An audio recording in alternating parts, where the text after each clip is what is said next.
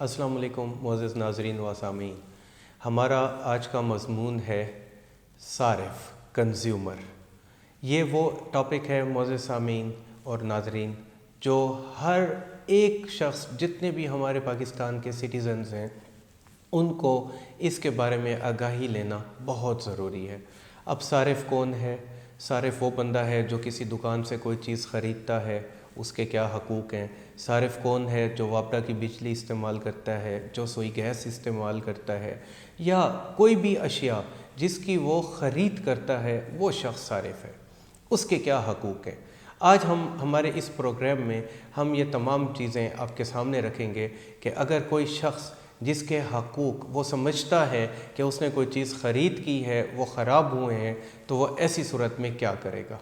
صارف کے یعنی کہ کنزیومر کے حقوق کو پروٹیکٹ کرنے کے لیے مختلف قسم کی قانون سازی کی گئی۔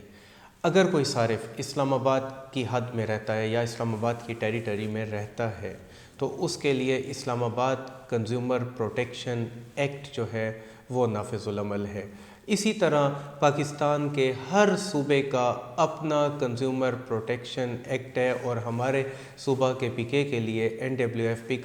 کنزیومر پروٹیکشن ایکٹ جو ہے وہ نافذ العمل ہے۔ معزز ناظرین، تقریباً KPK میں ہر ضلع میں کنزیومر کورٹ جو ہے وہ قائم کی گئی ہے صارف کے حقوق کے لیے، اور میں یہاں پر اس پروگرام کی وساطت سے آپ معزز ناظرین کو یہ بھی بتاتا چلوں کہ ہمارے ڈیرہ اسماعیل خان میں جو کنزیومر کورٹ ہے،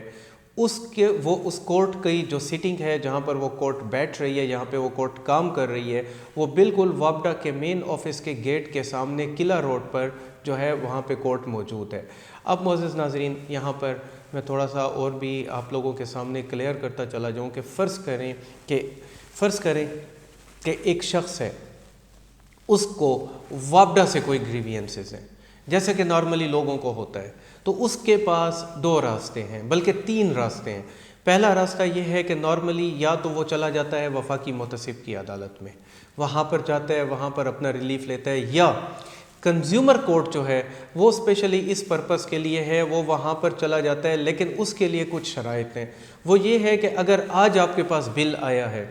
تو اس بل کے آنے کے ٹھیک 10 دن کے اندر آپ اپنی کمپلینٹ وہاں پر فائل کر سکتے ہیں کہ جی میرے ساتھ یہ زیادتی ہوئی ہے، میں کنزیومر ہوں وابڈا کا، اور اس میں میرا جو ہے انہوں نے یا مجھے ایکسیس بلنگ بھیجی ہے، یا جرمانہ غلط کیا ہے، یا اس قسم کا غلط بھیجا گیا جرمانہ ہے، یا اس قسم کا جو بھی آپ کا ایلیگیشن ہے وہ، یا ایک تیسرا راستہ ہوتا ہے، وہ ہوتا ہے دیوانی عدالتوں کا، سول کورٹس میں آپ جا کر جو ہے وہ کر سکتے ہیں۔ لیکن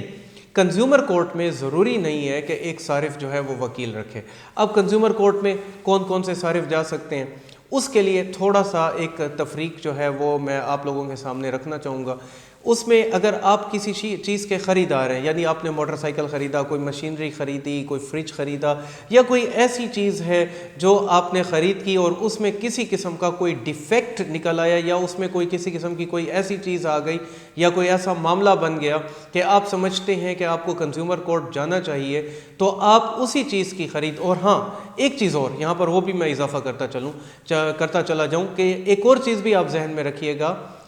کہ یہاں تک کہ اگر آپ مریض ہیں اور آپ کسی ڈاکٹر کے پاس جاتے ہیں تو ایسی صورت میں بھی آپ کنزیومر کے زمرے میں آتے ہیں، اور ایسی صورت میں بھی آپ کنزیومر کورٹ جا سکتے ہیں۔ اور یہاں پر میں تھوڑا سا ایک اور بھی ایڈ کرتا چلوں کہ اکثر اوقات ہمارے بعض ڈاکٹر صاحبان نے اپنے پریسکرپشن پہ لکھا ہوا ہوتا ہے ناٹ ویلڈ فار کورٹ۔ معزز ناظرین، اس نسبت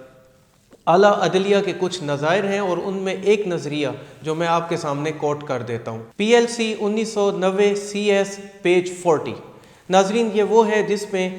کلیئرلی لکھا گیا ہے کہ ڈاکٹر اگر یہ چیز اپنے پریسکرپشن پہ لکھتا ہے کہ ناٹ ویلڈ فار کورٹ، تو اس کی کوئی حیثیت نہیں ہے۔ ایک کنزیومر جا سکتا ہے، وہ اپنے رائٹس کے لیے کورٹ میں فائٹ کر سکتا ہے۔ اسی طرح ناظرین، اب اسلام آباد ہائی کورٹ کی ایک لیٹسٹ ججمنٹ، اس میں بھی یہی ہے کہ اگر کوئی مریض یہ سمجھتا ہے کہ اس کے ڈاکٹر نے اس کے ساتھ زیادتی کی ہے